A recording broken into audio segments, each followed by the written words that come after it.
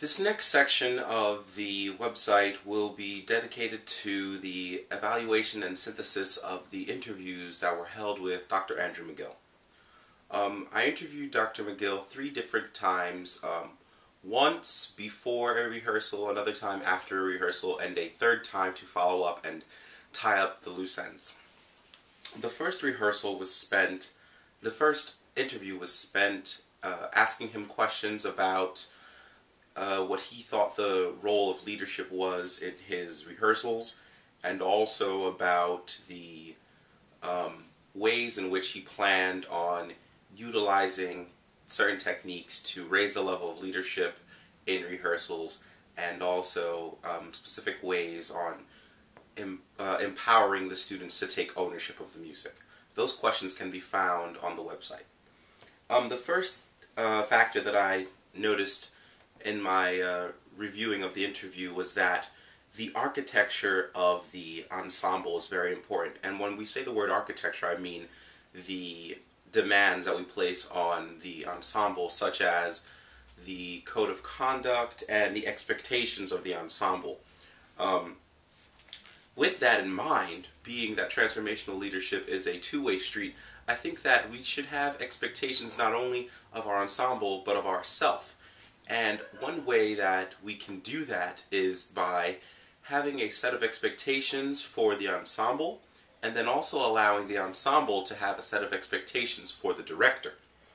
Have the group give and create a set of expectations of the conductor that they come up with in a rehearsal early on in the beginnings of the year, and allow those expectations to dictate the way in which you interact with the ensemble, and also allow those expectations to dictate what you expect of yourself.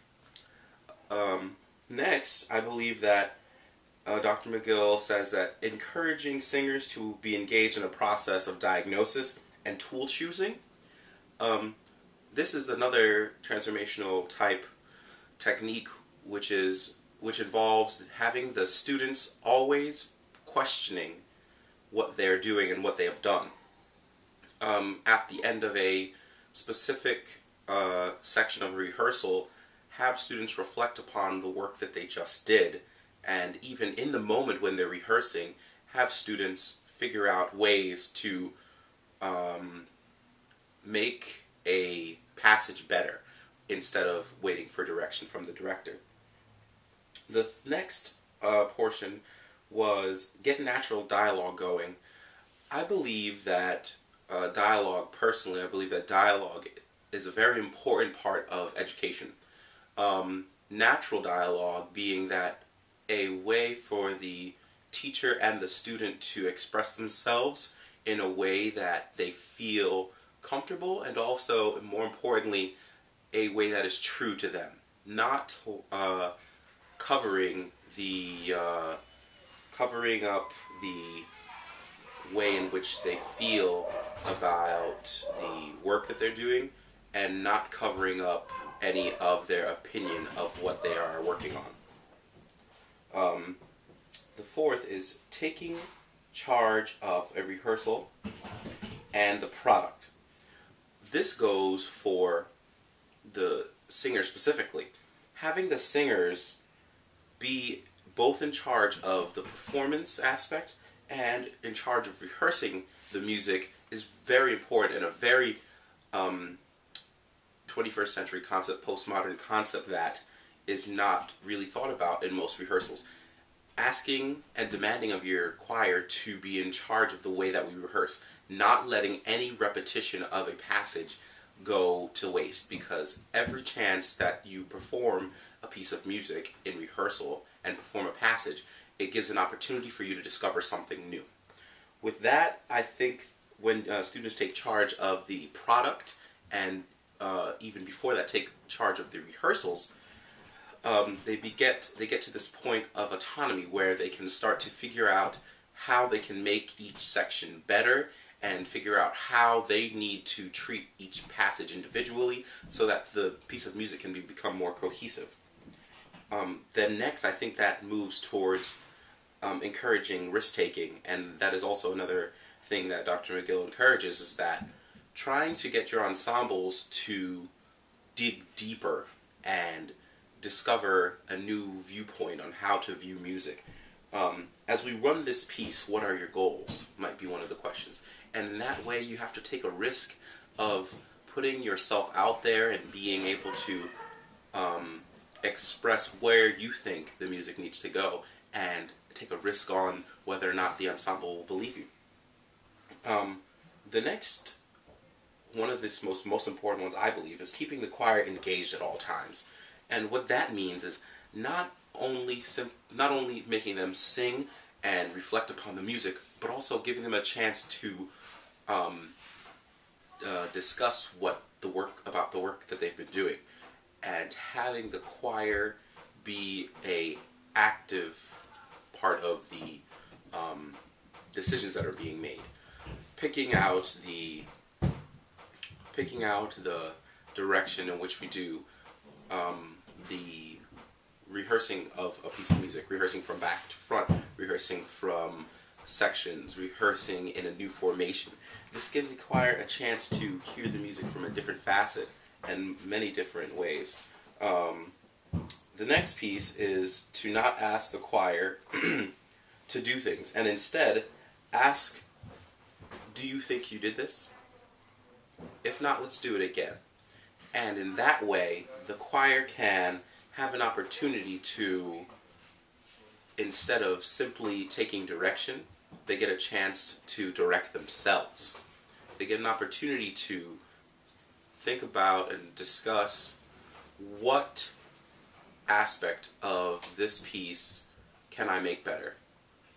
What can I do to make this section sound better? And what can we do to get this point across? And with that in mind, we can try to have our choirs become more individual based. We can have the choirs be a group of 20, 30, 40, 100, 200 people instead of a large group.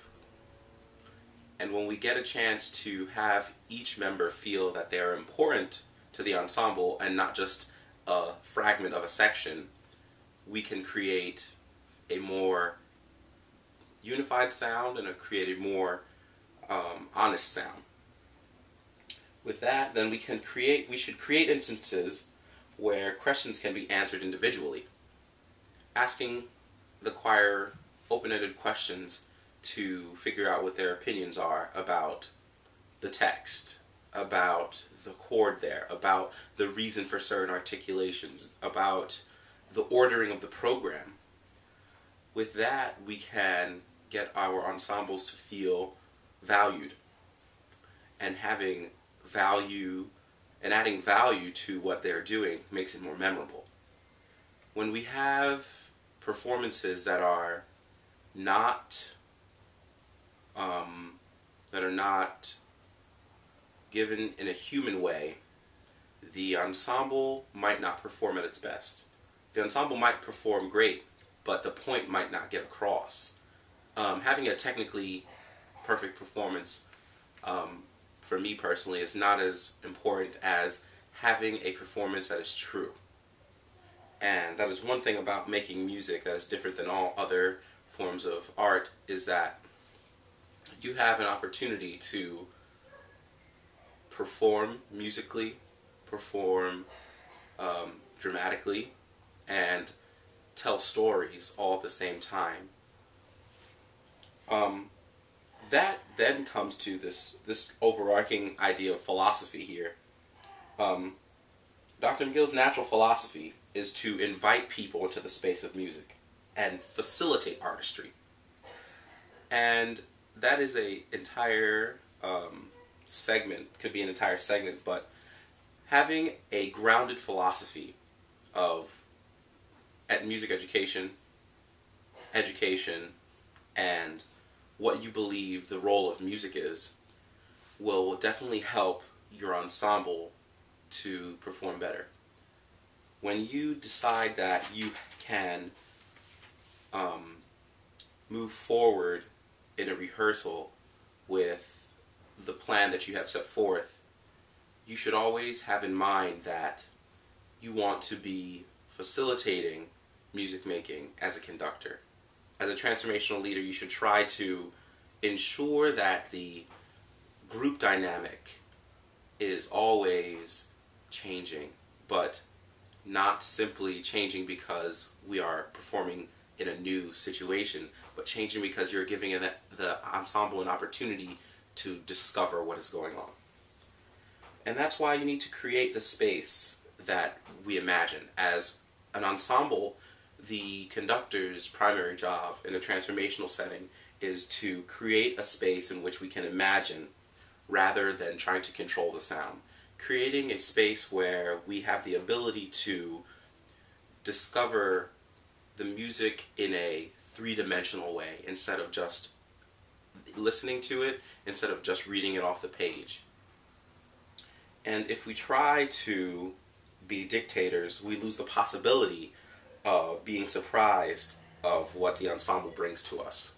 Instead of trying to create this space where we can imagine what is going on and try to figure out the story for ourselves, and we try to control every aspect of the music making, we do not leave ourselves open to the opinions of the ensemble, nor do we leave ourselves open to seeing the music in a new way. If we are conductors who are concrete in the way that we think the music should be performed, or the idea that we think the music is portraying, we will not be able to ever find anything new in it, and our performances will become stagnant and become very the same every single time. In the same vein, if we view ourselves as all-knowing, we cannot be surprised by the music itself, as I was saying. If we view ourselves as the master of a specific piece of work, we can never perform that work in a different way. We can never look at it in a different way because we get stuck in a simple and very non-creative mindset. And with transformational leadership being all about change, we should always try to and strive to looking for the new idea and feeling something different in each section of the piece of music, and always maybe having the same overall idea about a piece, but not being stuck in a one-minded view of it. And lastly, I think instead of making sound, we should try to uncover it. Is one of the largest factors that Dr. McGill pointed out, is that we as conductors should try to uncover what is going on in the music instead of trying to simply recreate a piece of music. Instead of simply trying to perform and recreate the Brahms Requiem, we should try to uncover a new way of listening to it.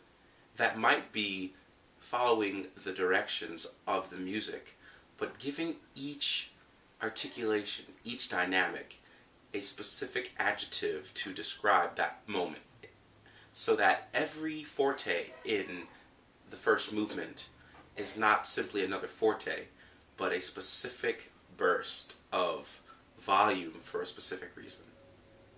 And that is the first section of the interview with Dr. McGill.